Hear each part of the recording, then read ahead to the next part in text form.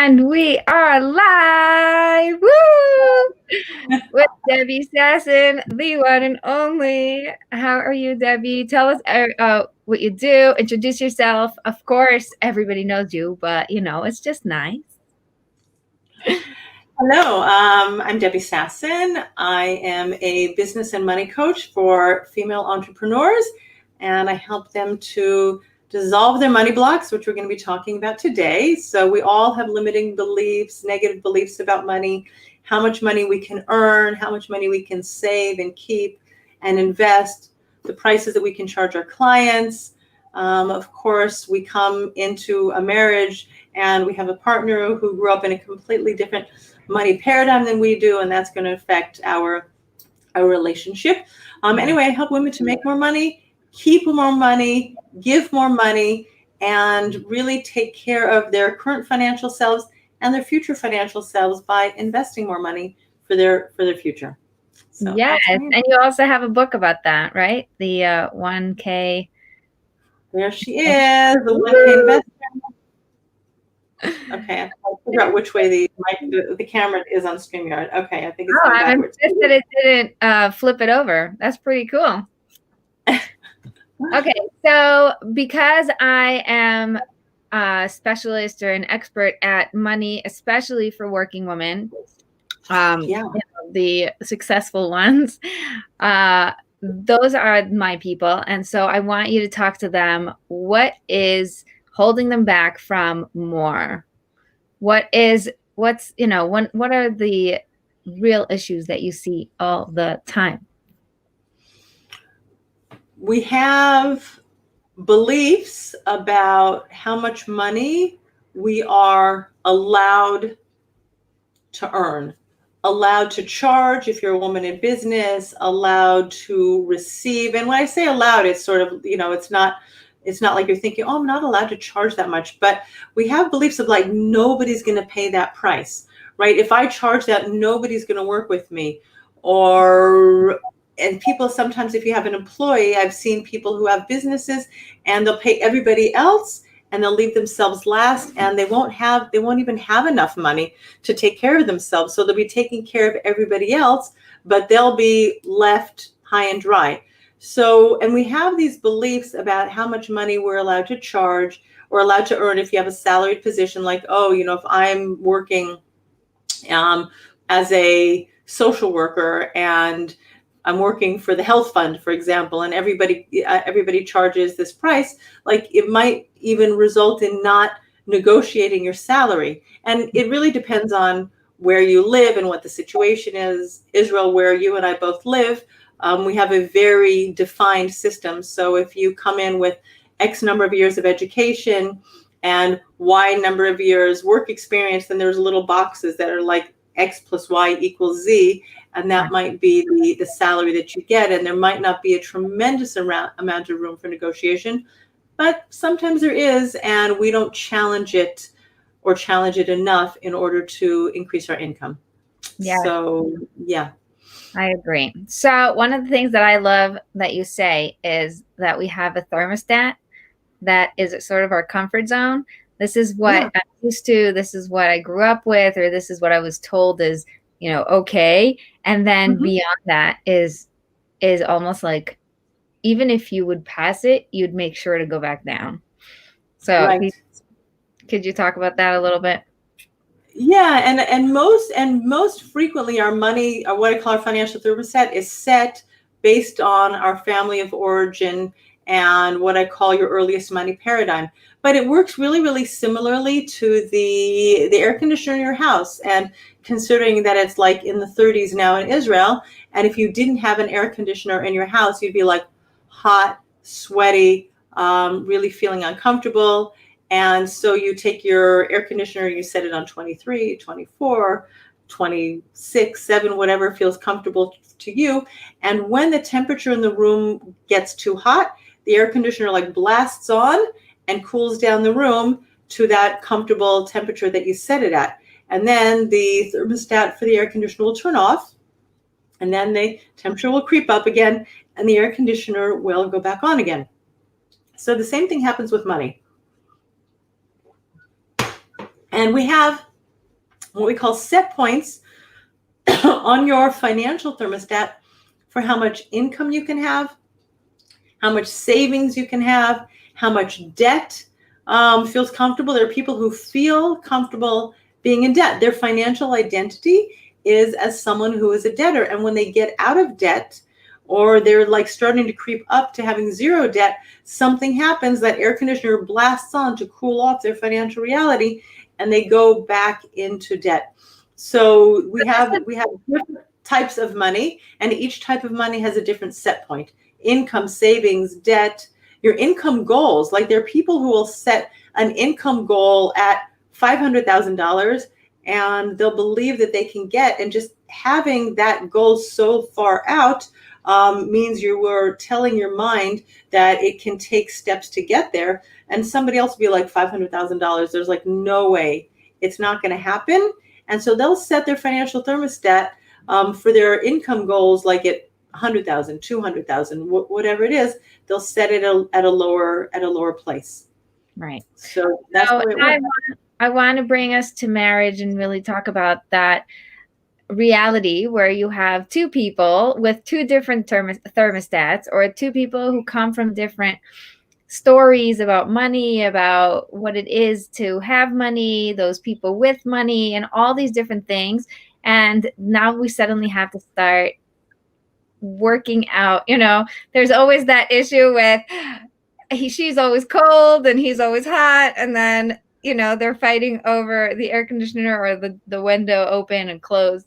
So it has the same effect on money also. So tell us what you think is the best way to deal with that.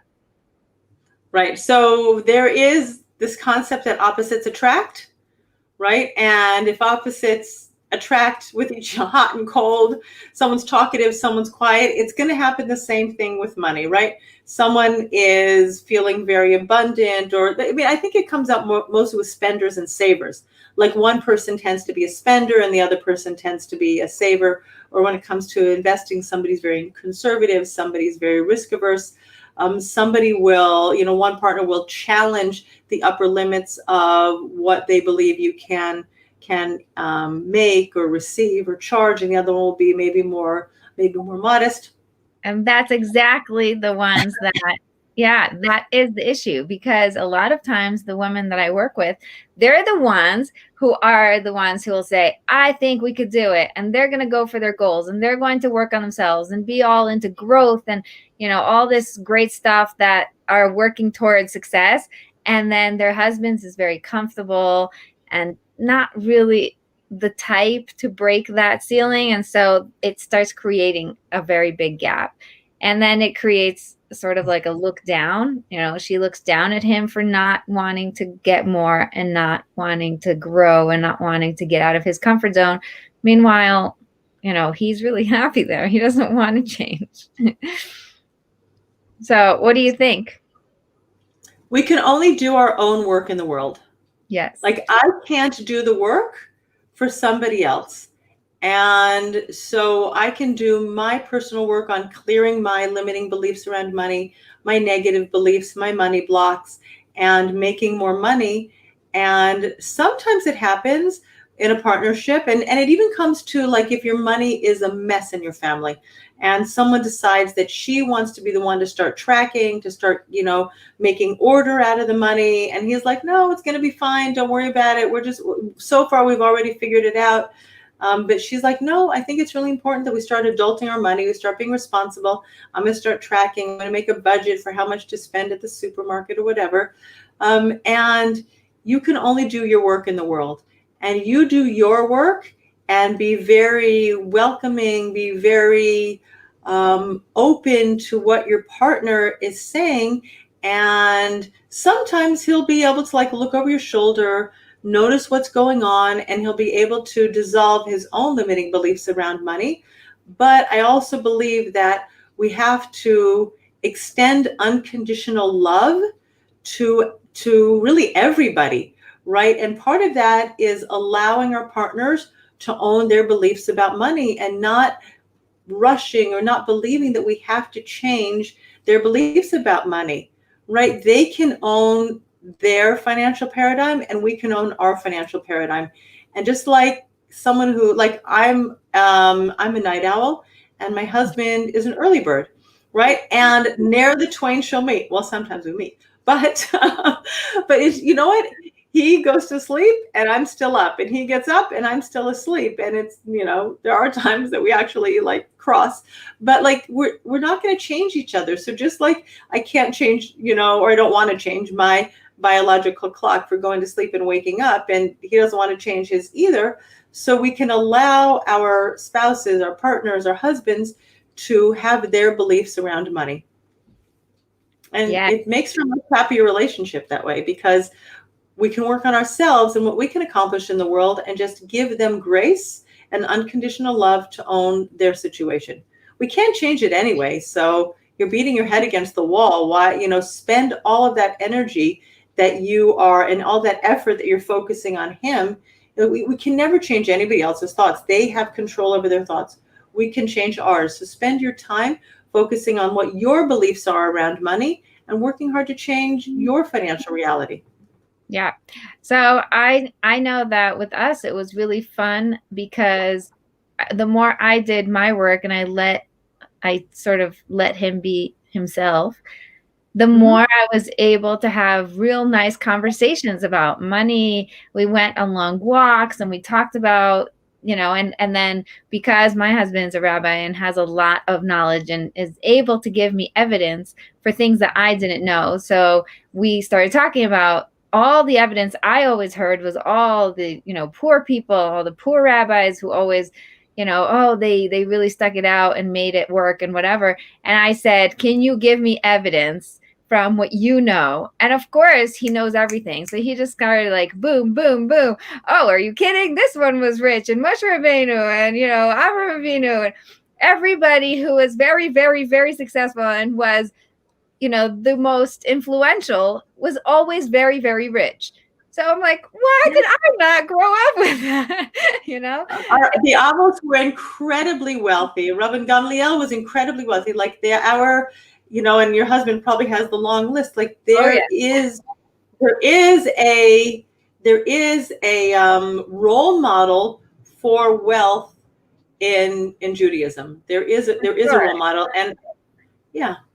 And I think one of the nice things was that when I was not trying to change him or force him or fix him to try and think like me, or, you know, listen, we're doing this process now, or learning new things or whatever, I was totally in myself, in my own bubble, doing my thing, that I was actually able to have a nice, normal conversation where I really felt a connection through listening to his knowledge and really enjoying it without trying to change anything. So I think that, you know, is really one of the nice side effects of focusing on what you can control, like always bringing it back to what is in my power, my words, my thoughts, my beliefs, my actions, but not changing other people and not controlling other things and not anything that has to do with other people. So exactly. I love that. Everybody who wants can send questions down below, because we are totally happy to answer any questions. Tell me more about what you do and, you know, how you help women. I want people to know. As I said before, I mean, I work with women who have their own businesses and who want to grow their businesses. So really to see where you are now and what your goals are and what's getting in your way from achieving your goals. And usually when it comes to business, it's the marketing, it's the sales, it's a lot of procrastination and a lot of money beliefs and limiting beliefs around money. And it could be that you can go out and you can get some clients, you can enroll some clients at lower prices, but you want to be able to enroll clients at higher prices, and your money beliefs will stop you. Or talking about money. Like, I love to talk about money because I want to normalize the conversation. Like, women could talk about babies, and we could talk about recipes, and we can talk about our husbands, which maybe we shouldn't be doing, right? That should really be what stays behind closed doors. But to normalize the conversation around money. Of course, they can talk about their husbands with you because that's the work that you do in the world, and of course, everything is confidential. Yeah, But and the fun is we that want to. even if we talk about your husband, at the end of the day, it really just turns around and comes back to what it is that you can do. So a lot of it is just getting it out of your system and solving the problems, but not so much, going and blaming and complaining and just wasting time. So that's what I like about it. Yeah. So I'll give you also an example of one of my clients, one of my former clients. We worked together last year and into the beginning of 2020, and then we finished our work together. And one of her beliefs was if she was going to make too much money, whatever that means, is that her old high school friends were just going to think that she was a sellout. Because when she had been, and she didn't want to be very visible on social media with what she was making, because she had grown up with this sort of like hippie-ish kind of, group of friends, and they were very anti-capitalistic and not making money, and they were all going to go, I don't know, live in India and do meditation or whatever they were going to do. And now she had this beautiful business that she was growing, and she really had a lot of blocks around being visible because she didn't want people seeing her in her new, more wealthy, more abundant state. And even those types of visions and visualizations, that's what it is, but those sort of blocks will cause you to self-sabotage and to overspend. We talked about that financial set point, overspend to keep your income, to keep your savings down. So sometimes people can earn abundantly. They can earn $100,000 or $500,000 or $1 million. But you would be surprised, so many people that are out there on social media talking about, oh, I just had a 6-figure launch, and oh, I just made $1 million, and like if you look down into their financial, what's really going on, they're in debt. They're not paying themselves a salary. They're paying everybody else more. And like this particular woman, she was paying her VA more than she was getting herself, right? Because of all of these blocks. And when we were able to clear her money blocks, she was able to restructure her business, to reduce her expenses significantly. There was a lot of, extraneous expenses in her business model, but totally to like simplify down what she was spending, and to then pay herself a lot more money. And there was debt in there, and she, we worked together a payment plan so she could pay off her money, her debt on a very systematic, in a very systematic way. So yeah, I was thinking of the other issue that I come up with, which is if I get too successful, then it will ruin my marriage because of that exact point. Where like, if I leave my husband behind, quote unquote, and get, successful, climb the ladder, I'm going to start looking down at him. I'm going to start, I'm going to change. I'm going to become a different person. And by the way, that's what we talked about with Yael when she was here, Jewish Latin princess. We were talking about all those beliefs about money that they're going to change me, as opposed to the amplification. Like she was saying, money is an amplifier. If you're a nice person, you're going to be a nicer person. If you're, give tzedakah, you're going to be able to give more tzedakah. If you do chesed, you're going to be able to do more chesed. So don't hold yourself back. The other thing is, don't worry. You can keep a connected marriage and improve it all the time, and nothing on the outside can affect that. So right. I want to talk about that. I want to hear from you. What do you do when people really, that's their reason, where they worry so much that they're going to break their marriage by getting too ahead? Well, it's very interesting that we can project something that's so far in the future. I mean, it doesn't have to be so far into the future, but your brain is designed to maintain status quo. Okay, your primitive brain is designed to avoid pain, increase pleasure, and to be very, very efficient. And it's very efficient to keep status quo. So it's always going to offer up to you thoughts that are often pretty useless because they're designed to keep you where you are. So you're like worried about where you're going to be in a year, 2, 5 years from now, that all of a sudden your marriage is going to be broken because you are going to have a different relationship with your husband. And as you correctly pointed out from your discussion with Yael, money can amplify the amazing good things that you're already doing, and it can make things even better, right? It doesn't have to be this thing that ruins or destroys a relationship. Like I like to say, money is just a tool, right? Yes. Money doesn't hurt anybody. Sometimes I even have my wallet here. I mean, I do have it today. Look at that. Sometimes I keep it in my room. Sometimes it's in my office. But like, here's like a bunch of money. Aren't these like beautiful blue bills that match my shirt today? Like these 200 shekel notes, like these 200 shekel notes are not going to do anything. They're like, this is paper. This is colored paper. It's like kind of flimsy. Like it's not going to beat anybody over the head. It's not going to pull out a gun and shoot anybody. Like what trouble are these pieces of paper doing? Like if I try and like poke it into the camera, like how much damage can these things do? Maybe I could use it to fan myself to cool myself off on a hot summer day. My mother says in the comments, "Le kesef ein neshama." Right. But it's completely an inanimate object. It's only our thoughts about money, our thoughts about what money might do to the relationship, our thoughts about what money might do to us that can be affected. But money can't do anything.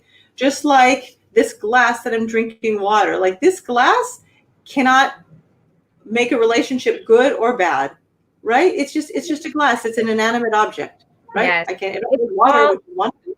It's all in our minds, the beliefs that we have about the money or about the success or about whatever else that come up in the conversations. It really is all the thoughts. And I love that one of my favorite sayings about Debbie, if any of you don't know, she was my coach and I still love her, even though I don't have you anymore. We'll get there again. Of course. So my favorite saying is think on purpose. And I say this all the time ever since you said it first to me. It's like you are allowed to choose your thoughts. You don't have to buy everything that comes. It hurts me.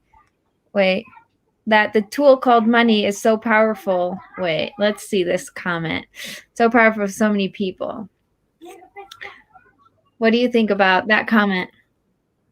Judith, why don't you give us a little bit more, like when you say the tool called money is so powerful for so many people. Again, I'll go back to my wallet and I'm going to like pull this money out. Like this is not powerful. This is like, where's my screen? Like this is flimsy. Like, why is this powerful? This doesn't do anything.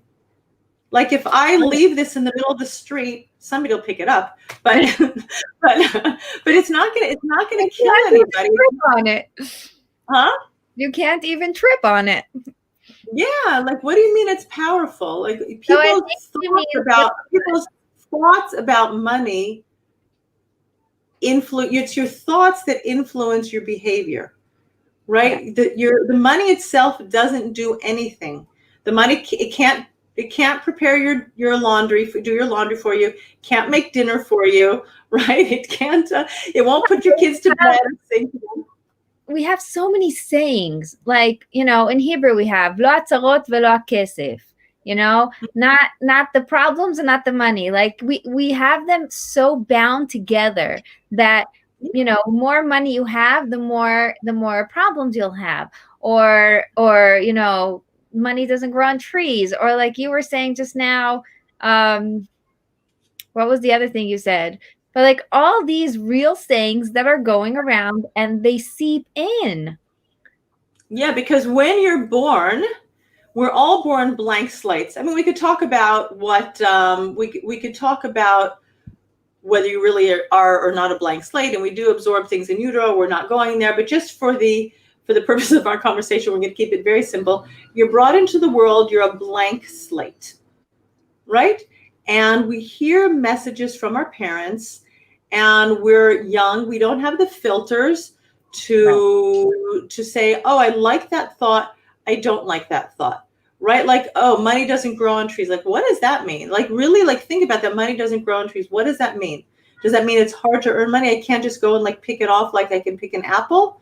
But really, the world is abundant.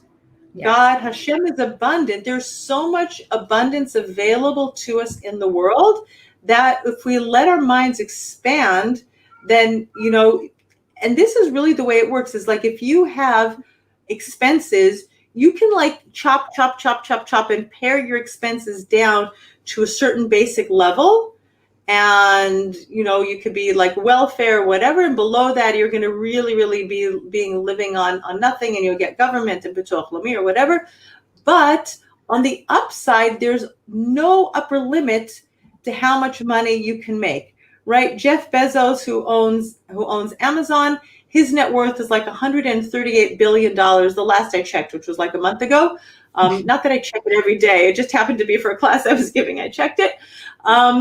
You know, like there, you know, 1 billion's fine. Like that, I'll be good with 1 billion, right? It's like, why give yourself such a limit, Debbie? Come on. Whatever. Like there's no limit to the amount of money that you can create by putting value into the world. So Naomi said, I think it flashed up, that money represents power. And like, what does that mean when you say money represents power? And is it power that you want? Is it power that you don't want? I think like that has a lot of negative connotations to it. I think that money represents possibility, right? Rather, money speeds things up. So for example, if I want to keep my house clean, right? Now I can either do it myself, or I can hire someone to do that for me, you know, and so many of us do have cleaning ladies, and it speeds up what's going on. Like I can be doing my work in the world, and she could be cleaning my house, and I can be taking the money and I can be passing it along to someone, and I can keep money in circulation, and I can give, and I can be gracious to other people through the money that I have. Yeah. Or if you want to get from A to B, right? I live in Beit Shemesh. If I want to get to Jerusalem, to Yerushalayim, I can use money to buy a car so I can get there faster rather than taking a bus, or I can take a taxi, right? I can use money to get things more quickly than I might otherwise, you know, not have been able to do. If I have a dress and I want it sewn to be exactly my size, right? I can either do it myself. That's going to take a very long time. Or I can take it to a seamstress, right? So Judith is giving us a little bit of an, you know, insight into what she meant. And that's really beautiful, because she's also telling us the beliefs that she is believing. You know, these are things that are normal and people are believing them all around us. So what here can you change or think on purpose? What do you think this about thing here, right? This cannot create jealousy between friends. It doesn't, like it can't do that. It's an inanimate object. Just like a hammer cannot create jealousy between friends. Or my son last year, to build his sukkah, he bought a beautiful Makita drill. Like that, his Makita drill, and from what I understand, I don't understand too much about drills, but it's like an excellent drill. And maybe someone else has a different model drill. Like people are going to be jealous, and it's going to cause problems because he bought a Makita and they're only having a generic brand drill. Like, I don't know, maybe, but like I have, but it's only your thoughts about people, like, oh, them, right? Oh, they have a lot of money. Oh, look at their car. Oh, wow. I wonder how much money they make. They have a fancy car. Did you see their house? Like, did you look how big their house is? And that furniture, oh my gosh, they didn't shop at IKEA. They went to that fancy store in Tel Aviv. Like, guys, money doesn't do anything. It's the thoughts you have in your mind that create the jealousy. And like, that's you say, like, wow, like look at their car. I'm so happy for them that they're driving a Lexus. I'm so happy for them that they have the money to have an MPV, or look at that beautiful house that they have. And it's decorated so tastefully. I'm so happy for them that they get to live there. Like, you can choose whatever you want to think, and you can, as Bat-Chen said, you could think on purpose about how amazing it is that they use their money, that they give it to tzedakah, that they open up their house. And like, my son got married in May, right? He got married Chodesh Sivan, right before Shavuos, and somebody in our neighborhood with a beautiful house and a gorgeous garden opened up their house to us and their garden, so that we can make a wedding, because we couldn't make it in a wedding hall. Like, you can do so many mitzvahs when you open your eyes. Like, am I jealous of the fact that they have their garden that's like 10 times bigger than mine, or their house is like decorated by beautiful designers? And you could see behind me, right? I have like these beautiful, like standard Kablan floors in my house, and I don't have fancy tiles. Like, no, I'm not jealous. I'm so grateful that they opened up their house and allowed us to have our wedding there. That's one thing when you can control your jealousy. But I think that Judith is talking about the fear that other people are going to be jealous of you. And that's where you can't control other people, where you can't control what other people are going to think about you. You know, it might be that somebody has zero money, but they're so happy. People are jealous of them. So what? They should stop being happy? You know, it has nothing to do with the money as much as it has to do with other people and how you can't control them. And all you can control is you. And so you can, as I said, you can extend your unconditional love to them, and you can allow them to own their own feelings, because that's the only thing we can do. Here's the backstory. Ready? I see it. Her and her sister are not talking, and that's what's painful. And it has nothing to do with money. And, you know, one of your posts this week, I think it was today, said something about it's all about money, but it's never about money. Yeah, exactly. Exactly. And we, like, whatever, because of money, it's not because of the money. Again, it's not this thing. This thing did nothing. It's their thoughts about the money. She got and I didn't get, and wow. And yeah, people will do strange things. Yes. And it's because of their feelings of scarcity around money. Like, there isn't enough. And if I don't get mine, like, they think that there's like, if I don't get mine, then, you know, then there's not going to be enough left in the world. But again, Hashem is abundant. God is abundant. He can give us everything. He gives us everything that we need. And he gives us so much of what we want as well. Yes. Yes. You know, it's so beautiful. There was, I don't remember who said this. We learned about it a couple of years ago. If something like you will get in, you know, when you pray for things. So if you pray for things that are, you know, money or gashmios, then you will get what you need. You know, Hashem will give you whatever is good for you. He's not going to give you something that's not good for you. That's something that's going to make you trip. But if you pray for spiritual things, you will actually get whatever you ask for, because it's all about the want, you know, your will. I want to grow. I want to get higher and better. You will get there. So I think that's also something really beautiful, that Hashem is really in control. You can grow and be open and accept Hashem's blessings, but you also can't be, you know, like, jealousy has no room, because everybody has their own cheshbon, you know, their own accounting with what is good for them and what they need right now. If we're saying it's a tool, then it's just like any other tool. You get tools in your toolbox, and there's certain things you just don't need because that's not part of your mission. Right. And I would also add, when you say we get what we need, and we daven every morning, right? And I'm going to say this now for the third time today. It seems to be coming up. It seems to be a theme that when we say our brachas in the morning, right, there are certain brachas that we say in the present tense, right? Zokef kfufim, Malbi shalomim, like those we say in the present tense. But we say Baruch Ata Hashem she'asali kol tzarki, right? Hashem, it's already figured it out. He already made for me everything that I need. Yeah. right? He's giving me everything that I need. Now we might have wants on top of that, and really he gives us so much of what we want. Like I don't need to have a house maybe as big as I have, especially since 5 of my children are married and they're out of the house. Thank But God. but they come back with the kids, with the grandkids, Baruch Hashem.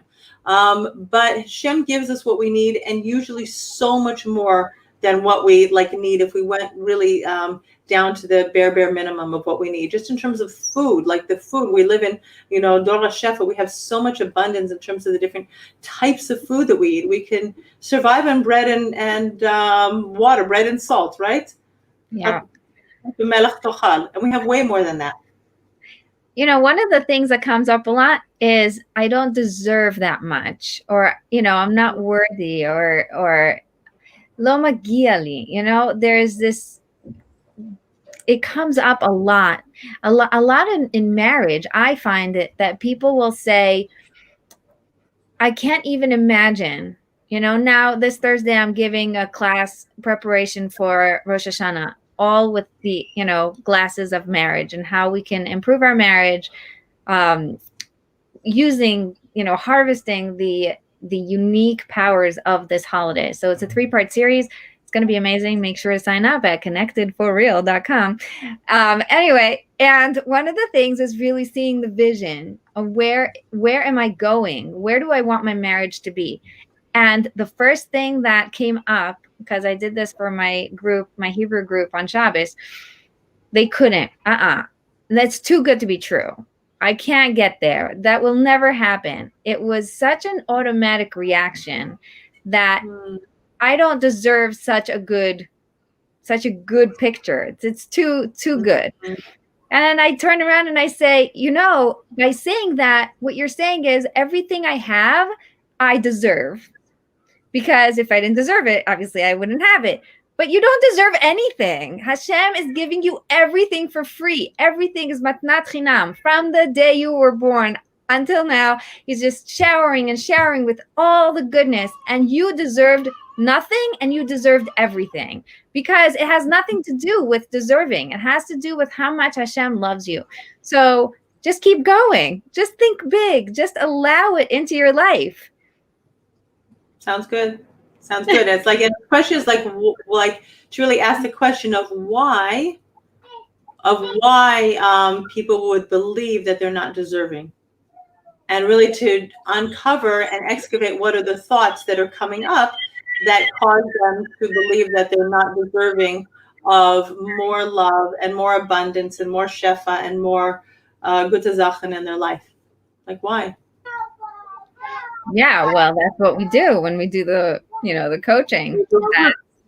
That's what we do. We go deep down into the roots, because a lot of things are up here and at surface, and we're able to pick them up and, deal with them. But then when we go deeper and deeper and deeper and find the roots, then all you need to do is shake up those roots and everything will come tumbling down. That's what I love.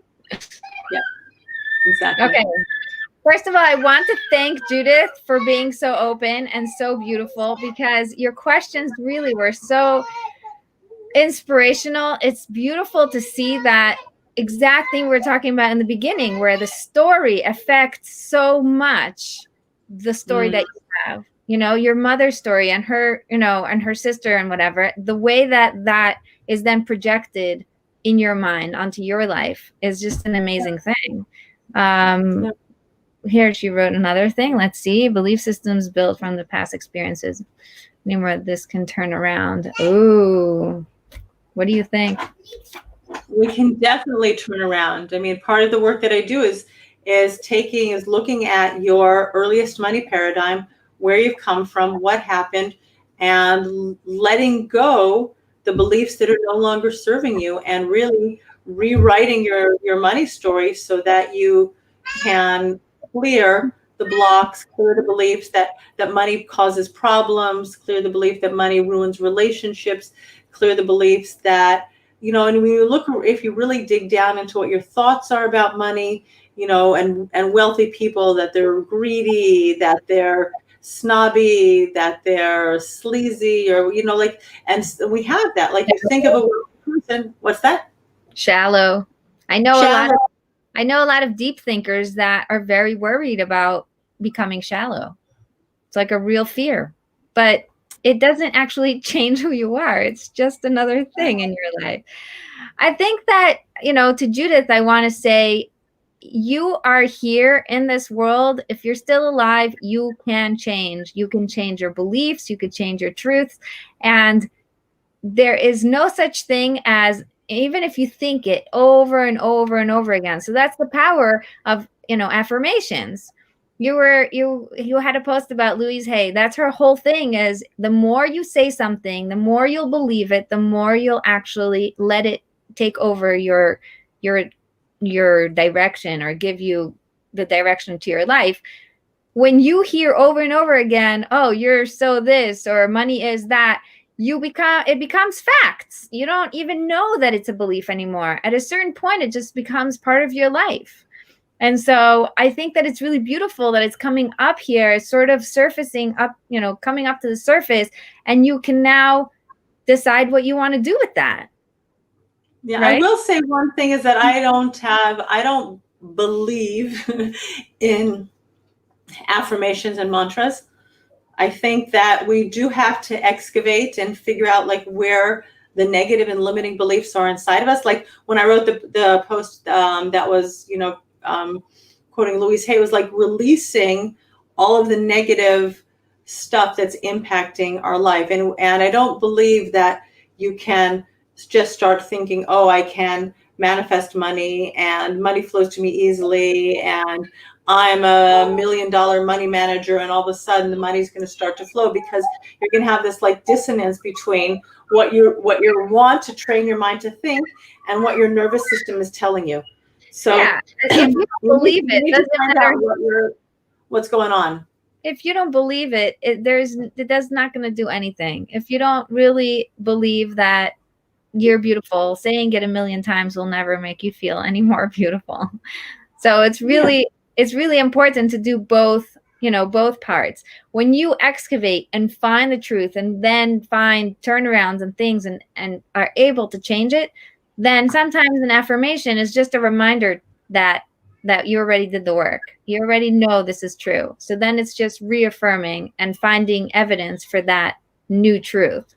So that's, I agree with you that just saying is just like saying, oh, just, ignore it, or just, hold your tongue. That's not going to work in a marriage when you feel like you're going to explode, and your job is to hold your tongue, or to hold yourself back, or to just ignore your husband doing that. Is never going to work. It's actually going to irritate you more, because it's just, from actions out, and not from the beliefs, thoughts, feelings.